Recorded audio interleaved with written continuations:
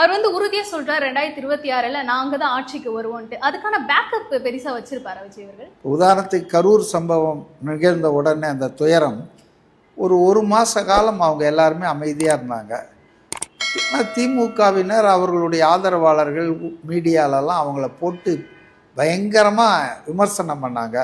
எந்த அளவுக்கு விமர்சனம் பண்ணாங்கன்னா, கொலையாளின்னு சொன்னாங்க, கிரிமினல்னாங்க, ஓடிவிட்டார் கைது செய்யினாங்க, அவர் வீட்டு முன்னால் ஆர்ப்பாட்டம் பண்ணாங்க, இப்படி நிறைய பண்ணாங்க. ஆனால் அவர் அமைதியாக இருந்தார், நிதானமாக இருந்தார்.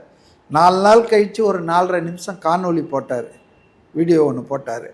அதுக்கப்புறம் அவர் எதுவுமே செய்யலை. அப்போ இன்றைக்கி பார்த்தீங்கன்னா தகவல்கள்லாம் கரூர் சம்பவத்துக்கு பிறகு இவ்வளவு எதிர்மறையான பிரச்சாரம் வந்த பிறகும், திமுகவும் ஆளுங்கட்சியும் எதிர்த்த பிறகும், அவருடைய செல்வாக்குலேயோ அவருக்கு மக்கள் கொடுக்குற ஆதரவுலையோ இம்மி அளவுக்கு குறையில அப்படின்றது தான் இன்றைக்கி அரசின் உளவுத்துறை ரிப்போர்ட்டே இருக்குது.